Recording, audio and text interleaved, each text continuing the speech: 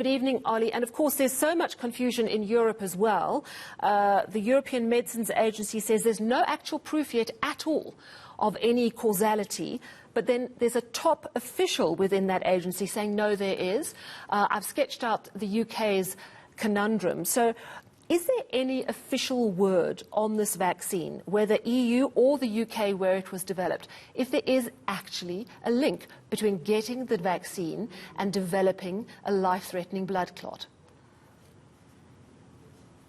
Not yet, Sally. The European Medicines Agency says it hasn't made that decision yet. It hasn't made that link yet. It has been investigating, and we expect to hear some kind of report or results from those investigations over the next couple of days.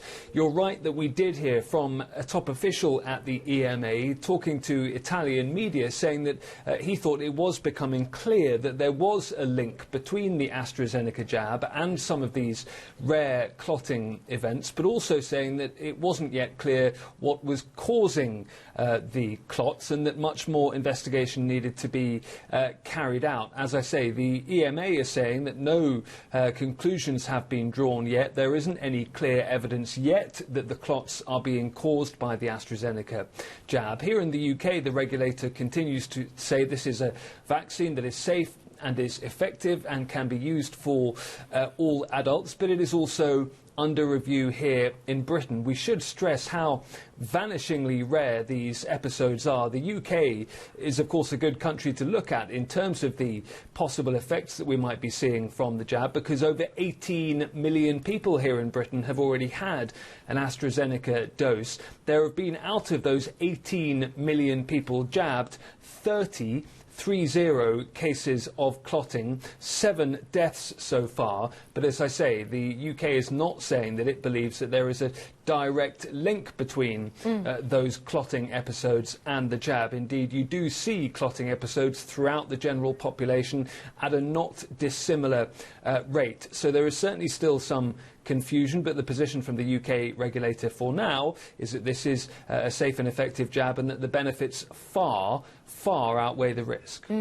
So you've sketched that really clearly, but I'm wondering if nevertheless it's increasing vaccine hesitancy because of the uncertainty around this vaccine, not just for the AstraZeneca, but generally, because we know they were all developed with great speed.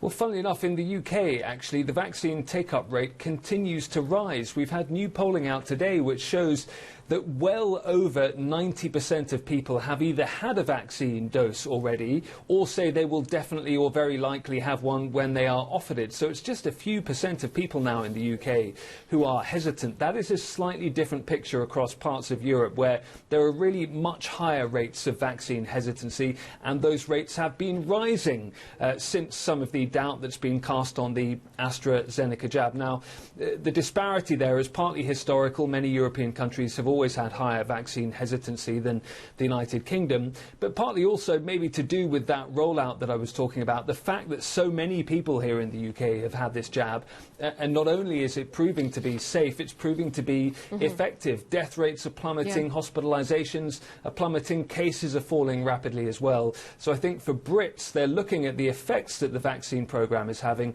and thinking that that's something they'd rather be involved in than not.